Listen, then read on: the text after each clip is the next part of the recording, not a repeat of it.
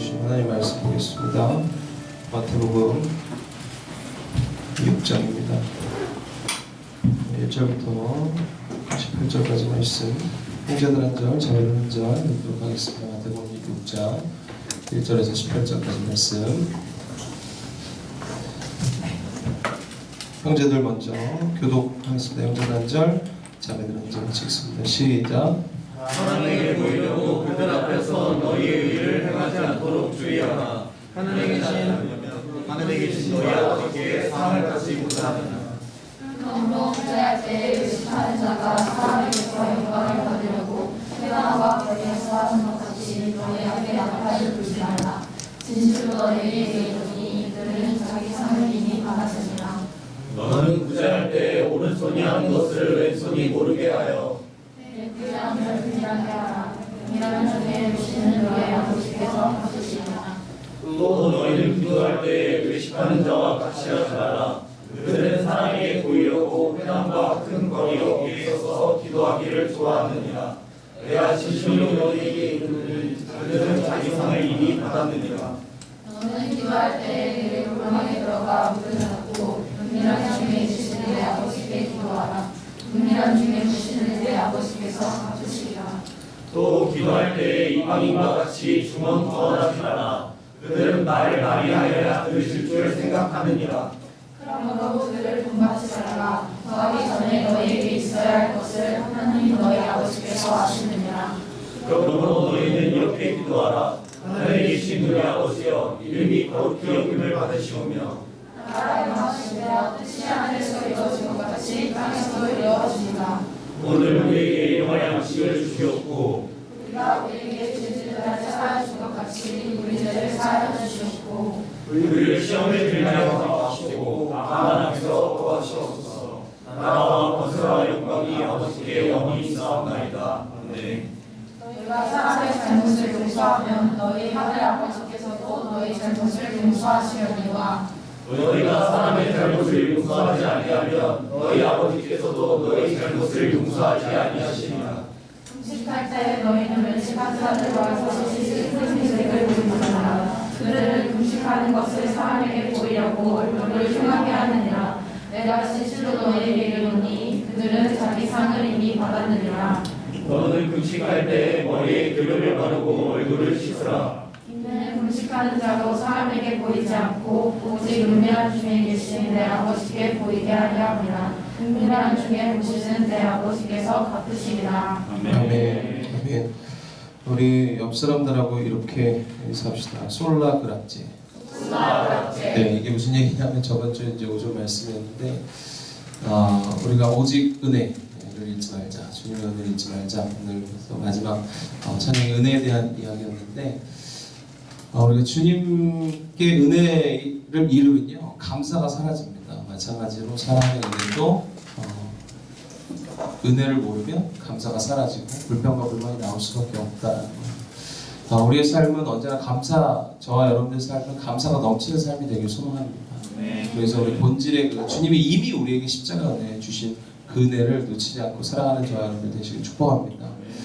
우리가 은혜를 자꾸 잃어가니까 원래 우리가 예전의 모습으로 좀 돌아가고 싶은 그런 마음도 있고 지금의 내 모습을 보면 예전 같지 않고 뭐 그렇게 스스로가 스스로의 과거와 비교할 때가 너무 많습니다. 그러다 보면 우리가 흔히들 가면이라고 합니다. 가면, 가식, 위선 뭐 비슷비슷한 말이지만 이렇게 가면을 자꾸 쓰게 돼요.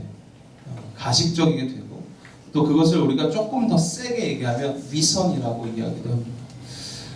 가면 그러면 사실 뭐 좋은 뜻으로 사용되진 않는 것 같습니다. 하지만 이 가면은 내가 쓰고 싶어서 쓰는 것은 아니라는 거죠. 어쩔 수 없이 내가 내 삶과 환경과 상황에 따라서 그 가면을 쓸 수밖에 없는 상황도 환경도 우리에게 주어지기 때문에 그럴 수밖에 없는 우리들의 모습도 때로는 봅니다. 그러니까 가면이 무조건 다 나쁘다고 이야기할 수는 없지만 이 가면을 쓰기 시작하지만 우리는 누구나 처음엔 가면을 쓰고 시작하죠. 갑자기 처음 보는 사람한테 막 있는 성격 다 내보이진 않잖아요. 그죠? 가면을 쓰잖아요. 가식적으로 할 수밖에 없습니다. 하지만 그 가면이 가면으로 남으면 문제가 되는 거고 그 가면과 그 가식이 이제는 진심으로 전심으로 옮겨져야 되는 거예요. 그게 우리가 성숙한 그리스도인이 해야 될 모습이지 않을까라는 생각을 해봅니다. 이게 가면이라는 게 그 무서운 게 그냥 이 가면 위선을 그대로 남기면요 어쩌면 이게 남들의 시선, 타인의 시선에 나를 맞추게 됩니다. 원래 나를 잃어버리고 타인이 바라본 옆에서 바라본 그런 나의 모습을 자꾸 뭐 그런 모습의 그 기대에 자꾸 부응하게 되는데 그러면 생기는 장애가 하나 있습니다. 그게 뭐죠? 공황장애입니다. 사실 연예인들이 가장 많이 앓는 장애 중에 하나가 공황장애인데 결국 남들의 시선, 타인의 시선, 여러 가지 시선에 원래 내 모습을 잃어버리고 어디론가 사라지고 어쩌면 다른 사람의 시선의 기대에 맞춰서 살아가려고 나 자신을 이렇게 채찍질하고 막 애쓰면 결국 우리에게 어떤 장애가 오냐면 공황장애라는 경우. 그래서 타인을 만나기 힘들어하고 여럿이 있으면 되게 그럼 거기에 딸려오는 게 뭐예요? 대인기 피스까지 딸려온다는 거죠. 계속. 이게 결국은 우리가 가면과 가식, 위선이라는 것이 시작은 할 수 있으나 누구나 이 가면, 가식, 위선이 없을 수는 없습니다. 하지만 이것이 진심이 되고 전심이 되고 주님의 마음이 되길 소망합니다. 그러니까 우리가 평생을 살아가는데 어떻게 가식, 가면이 없을 수 있겠습니까? 기분 나쁜데 기분 안 나쁜 척 해야 되는 게 우리잖아요. 그렇죠? 근데 요새는 사실은 기분 나쁘면 기분 나쁜 대로 또 티를 다 내는 세대이기도 합니다. 그래서 제가 여기서 이렇게 쓴 것 같아요. 타인을 배려할 수 있는 성숙한 그리스도인이 되길 바랍니다. 어쩌면 지금의 다음 세대는요, 뭐 가면도 없습니다. 이제 가식도 없어요. 요새 세대를 뭐라 그래요? 가식이 없는 세대, 뭐 이렇게 얘기하잖아요. 그 말이 좋은 것 같지만 되게 좋게 들리지 않습니까? 가식이 없는 세대. 근데 그거 남을 배려하지 않는 세대이기도 하다는 거예요. 내 감정, 내 것 다 드러내는 세대. 기분 나쁜 티 확 내고 뭐 하는 티 확 내고 다 자신의 것들 다 그냥 표면적으로 남들이 불편하든 안 불편하든 상관없이 다 꺼내는 세대. 제가 친한 목사님이 그런 얘기 하셨습니다. 친절은 위선도 위대하다. 뭐 이런 얘기 하셨어요. 근데 제가 죄송합니다. 저희 일본 살다 오신 분들도 계시고 일본 10년 계신다고 오신 분들도 저는 일본을 사실 굉장히 싫어했습니다. 왜냐면 일본 아시죠? 굉장히 가식죠.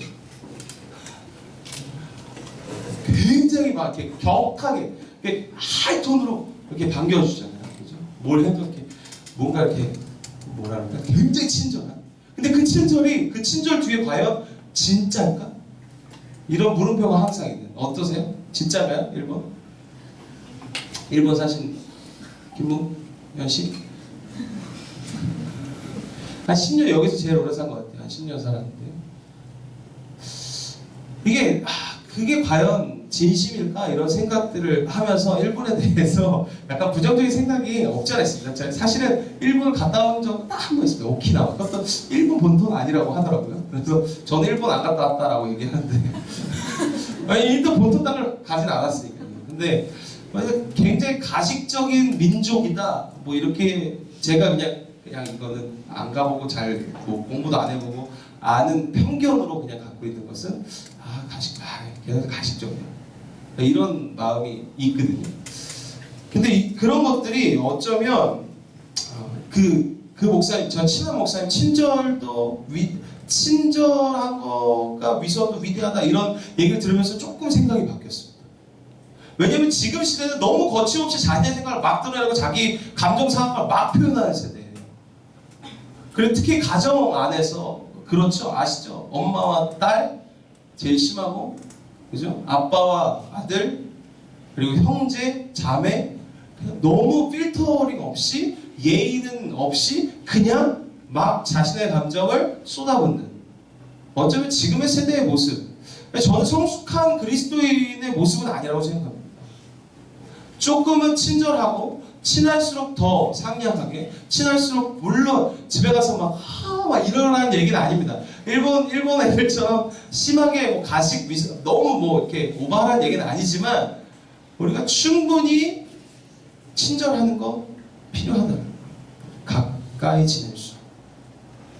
우리 옆 사람들은 이렇게 인사합시다. 친절합시다. 가족들 옆에 앉으신 분들은 좀 그렇죠? 와닿으시죠? 이게 우리가 친구들 사이에서도 가족 안에서도 상대방을 배려하지 않고 굉장히 이기적인 모습을 보이는 게 어쩌면 지금 한국 세대의 다음 세대의 모습이지 않을까. 그런 세대 속에서 우리는 타인을 불편하게 하는 세대가 아니라 조금 더 그렇다고 위선적인 세대가 되라 이런 얘기는 아닌데, 우리가 처음에 때로는 가면이고 가식을 위선으로 할지라도 그것이 그냥 거기서 두는 것이 아니라 예수 그리스도의 사랑으로, 아멘, 예수 그리스도의 복음으로 그것이 진심과 전심이 되길 소망합니다. 그래서 나중에는 그게 가식이 아니라 진심으로 친절하게 하고 전심으로 친절하게 하고 사랑으로 친절하게 할 수 있는 저와 여러분들 좀 성숙한 믿음이 저와 여러분들 삶 가운데 있길 소망합니다. 우리는 성숙한 그리스도인으로 나 자신보다 타인을 진심으로 배려할 수 있는 좀 사람들이 되길 소망합니다. 그래서 처음에는 우리가 당연히 가식적일 수도 있고 처음 본 사람 특히 더 그렇잖아요. 가식적일 수도 있고 공동체도 마찬가지고요. 우리가 너무 편하다고 막대하지 마시고 편할수록 더 표현하시고 편할수록 더 사랑하는 저와 여러분들 되시길 축복합니다.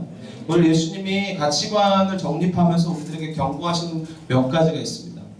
오늘 예수님의 경고에서 오늘 6장은 위선적인 태도에 대한 경고를 하고 계신데 큰 틀에서 세 가지를 하고 계십니다. 큰 틀에서 구제에 대한 위선과 그리고 기도에 대한 위선과 그리고 마지막 금식에 대한 위선을 이야기하고 있습니다.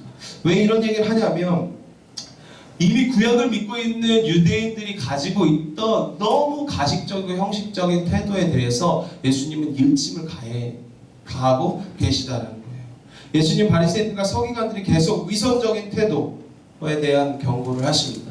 신앙이 오래될수록 우리는 이게 우리 안에 있는 거예요. 여러분들 회사도 마찬가지고 어느 공동체든 오래 있으면 사실은 이런 태도를 가질 수밖에 없게 된다는 거예요. 그것을 경고하고 계십니다. 그리고 오늘 마태복음에서 20번 이상 외식적인 행위들을 이야기하고 있어요. 외식적인, 위선적인 태도에 대해서 20번 이상 예수님은 경고하고 계세요.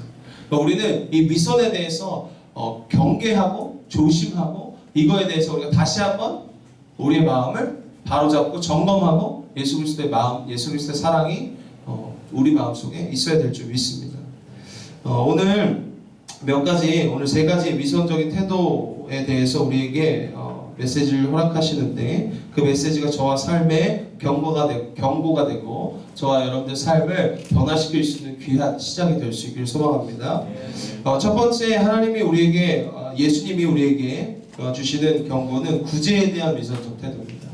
구제에 대한 위선에 대한 이야기를 경고하시는데 첫 번째 이렇게 표현합니다. 사람에게 보이려고 그를 행동하지 마라. 여러분들 구제할 때 사람에게 보이면서 알리면서 하지 말라 하십니다. 결국 사람에게 영광 받으려 하지 말고 사람에게 인정받으려 하지 말고 사람에게 칭찬받으려 하지 마라. 오늘도 윤영이가 생일인데 우리가 뭐 흔히들 그렇잖아요. 이렇게 생일 축하하거나 생일 선물하면 굉장히 그거에서 격하게 반응해 주길 원하고 요새 또 SNS 세대 요새는 꼭 선물 받으면 뭐 이렇게 쪼르르르 이렇게 해놓고 이렇게 찍어서 올리고 뭐 가고 막 이러면서 그거 막 공유하고 그러잖아요. 그게 좋습니다. 감사를 표현하는 거니까 너무 좋은데 문제는 놓치는 게 생긴다는 거예요. 그렇게 하다 보면 빠지는 게 생길 수 있고 나는 안 줬는데 누군가 또 불편해집니다. 그런 게 과연 옳은 행동일까? 그렇다고 옳지 않다고 얘기하는 건 아닙니다. 윤영아 너가 옳지 않다고 하는 게 아니라 그냥 네가 오늘 생일이라서 그런 거야. 알겠지? 우리가 선물은요 남에게 보이려고 주는 게 아니잖아요. 그 사람을 진짜 사랑하기 때문에 그것을 표현하는 하나의 통로고 또 행위잖아요. 근데 그거에 대해서 너무 우리는 이렇게 오픈하고 그러다 보니까 인정받고 싶고 칭찬받고 싶고 내가 뭔가 하는 것들이 있다는 거죠. 나 너한테 그렇다는 게 아니고 자꾸 미안해. 너가 그렇다는 얘기는 아닌데 우리가 자꾸 사람에게 보이려고 뭔가 행동하는 것들이 너무 많다는 거예요. 오늘 바리새인들이 그랬어요. 구제도 그랬고 기도하는 것도 그랬고 금식도 그랬어요. 예수님은 이 세 개, 오늘 세 개를 경고하시는데 구제도 기도도 금식도 사람에게 보이려고 하지 말아요. 뭔가 인정받기 위해서 하지 말아요. 뭔가 그것에 대해서 내가 칭찬받기 위해서 하지 말라는 거예요. 이게 위선이에요. 저와 여러분들이 사람에게 보이려고 의의 행동을 하는 것이 아니라, 아멘? 그냥 하나님을 사랑하며 우리가 행동하는 저와 여러분들 되시길 축복합니다. 우리가 무언가 꼭 해놓고 그것을 알아주길 원합니다. 또 도와줘 놓고 그것을 또 이름 내고 싶어 합니다. 후원하잖아요. 그럼 후원하면 제가 헌금도 마찬가지로 제가 주보에 이름 안 쓰는 이유입니다. 사람이 하다 보면 뭐 할 수 있어요? 실수할 수 있어요. 이름 안 나갈 수 있잖아요. 그러면 노발대발 하시는 거예요. 내 이름 안 나왔다. 그게 별거 아니잖아요. 우리가 헌금하는 거 사람에게 보이려고 하는 거 아니잖아요. 그러니까 자꾸 근데 우리가 본질을 놓치는 거죠. 사람에게 보이기 시작하면 본질을 놓치는 거예요. 우리 삶에 지금 여러분들 점검하십시오. 여러분들 삶이, 여러분들 신앙이 누군가에게 보이려고 한다면 반드시 언젠가 바닥을 드러낼 것이고 그거에 대한 대가를 반드시 지불할 거라는 거예요. 위선적인 행동, 태도, 특히 오늘 사람에게 보이려고 의의 행동을 하지 않는 저와 여러분들 되시길 축복합니다. 우리의 의의 행동은 주님을 사랑하기 때문에, 아멘. 주님이 날 사랑하시기 때문에, 아멘. 그거면 충분하다는 거예요. 그러니까 우리가 뭔가 해놓고 너무 알아주길 원하지 마십시오. 사실은 어쩌면 교회들이 후원 받는 교회가 있고 후원하는 교회들 있잖아요. 후원하는 교회들, 받는 교회들이 안 알아주면 굉장히 후원하는 교회들이 노발대발들 하십니다. 사실 그 안 알아주라고 하는 게 아니라 정말 주님 빚진 마음으로 하나님이 우리에게 더 부어주셨기 때문에 하는 거잖아요. 우리가 누군가를 구제하고 누군가를 돕는 것은 나에게 더 하나님께서 많이 주셨기 때문에 그것에서 감사해서 하는 거지 뭔가 인정받고 그것을 드러내기 위해서 하는 것이 아니라는 사실을 저 여러분들이 좀 기억하시기 바랍니다. 여러분들 회사에서도 마찬가지예요. 제가 불편함을 자꾸 추구해라. 가정에서도 마찬가지예요. 알아주길 원하지 마십시오. 제가 사실 교회에서 하는 행동 중에 제일 싫어했던 것이 교회에 띠를 두르고 뭔가 티를 내면서 하는 거였어요. 사실은. 한국 교회도 많이 했던 거거든요. 띠 둘러서 우리 교회가 이거 하고 있습니다. 제가 사실 불금 사역에 어떤 교회의 이름도 내비치지 않고 하는 거 쟤네가 누군지 도대체 몰라요. 근데 사실 저희 교회가 물론 그래서 오해도 있었습니다. 이단이라는 오해도 있었지만 우리 교회가 간판한 데 없어. 근데 청년들은 많아. 근데 얼마 전에 여기 2층에 사시는 SK 직원이 저희 카페에 오셔서 저희 교회 이상하다고. 저희 카페에 오셔가지고 저희 교회 좀 이상한 교회라고. 청년이 너무 많다고. 그러니까 봐봐요. 청년이 많은 게 이상한 게 된 거예요 지금 교회에.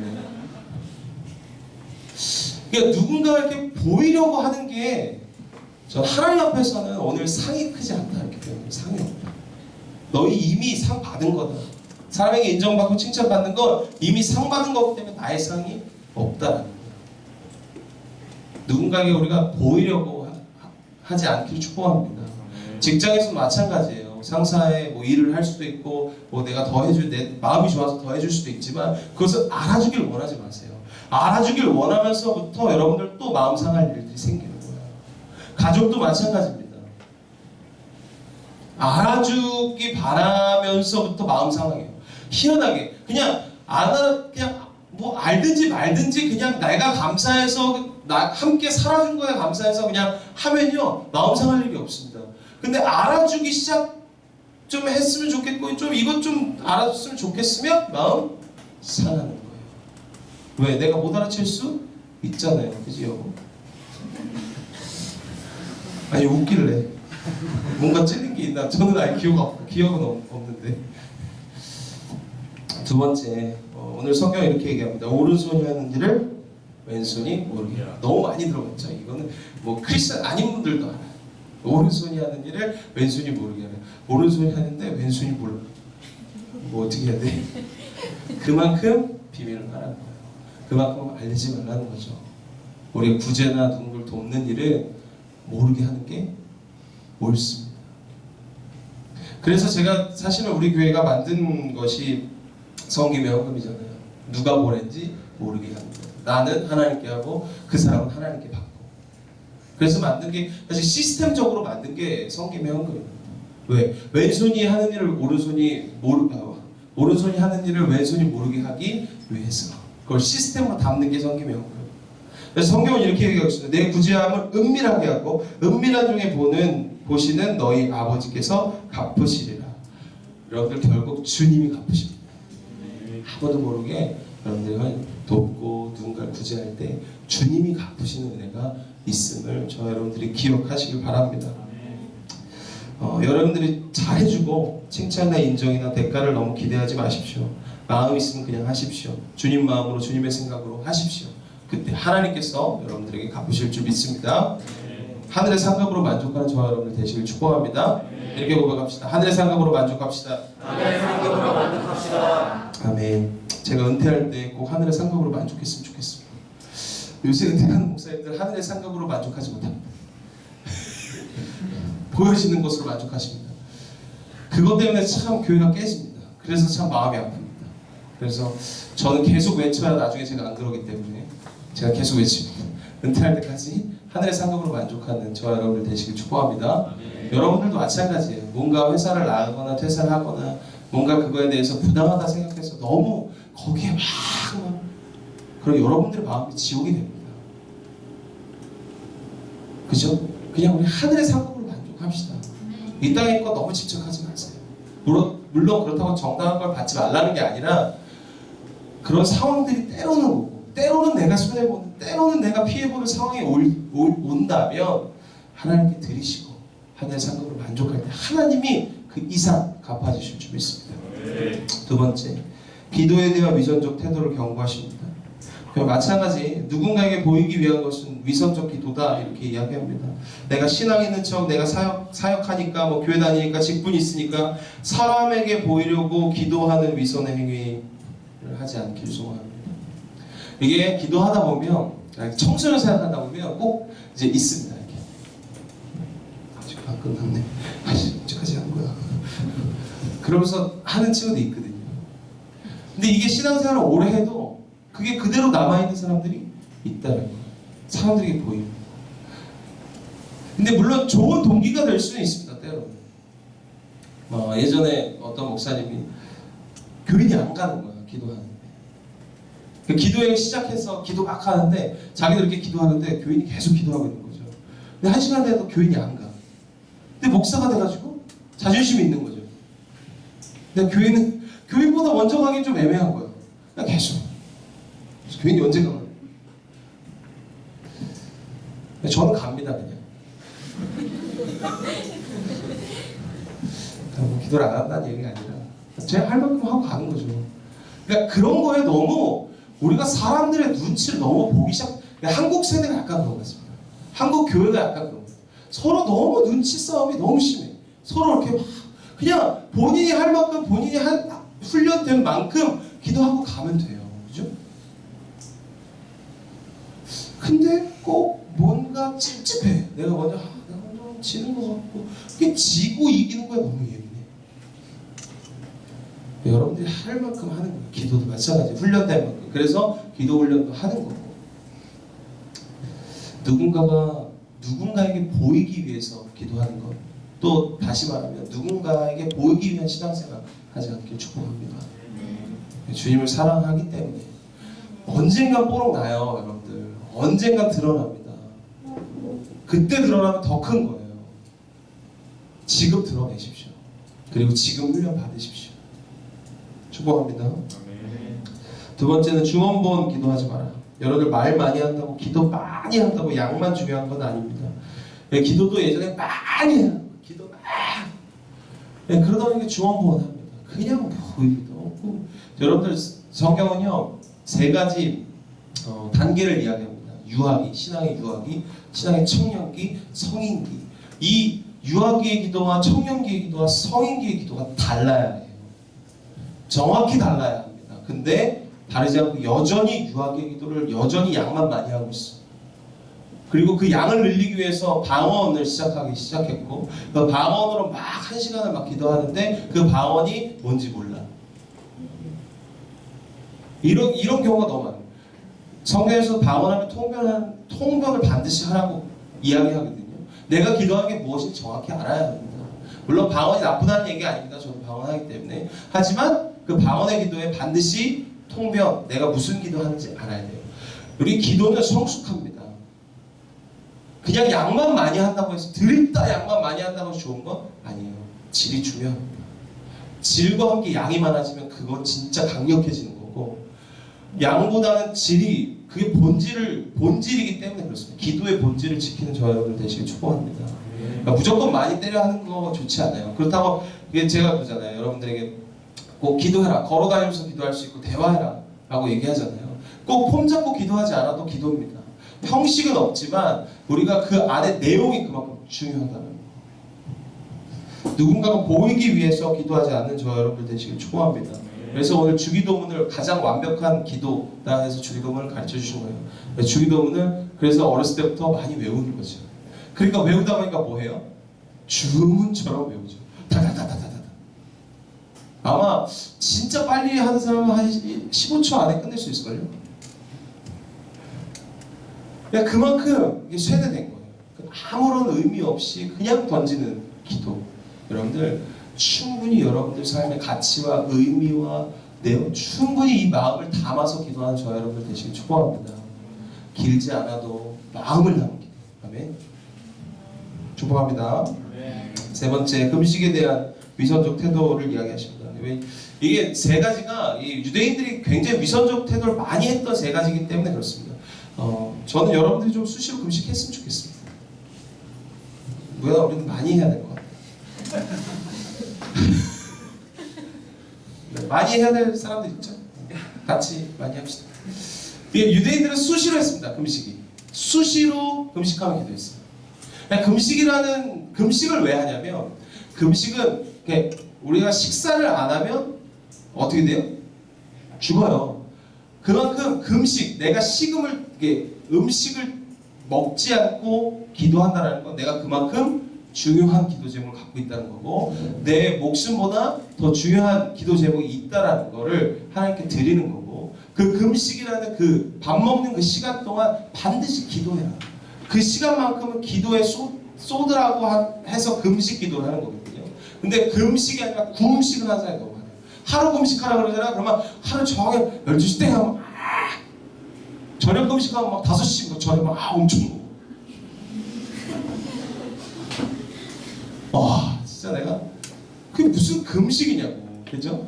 금식은 정말 내가 식사를 하지 않을 정도로 내가 간절합니다. 소망이. 이 기도 제목이 너무 간절하기 때문에 하는 거예요. 여러분들 금식 기도의 힘은 엄청납니다. 믿고 기도하실 때 반드시 금식 기도가 이루어집니다. 아멘. 여러분들 좀 금식을 하세요. 간절한 기도 제목이 있으면 금식을 하십시오. 금식을 안 한다는 건 간절한 게 아니야. 너무 그랬나? 제가 한때 김민준이가 엄청 금식했거든요.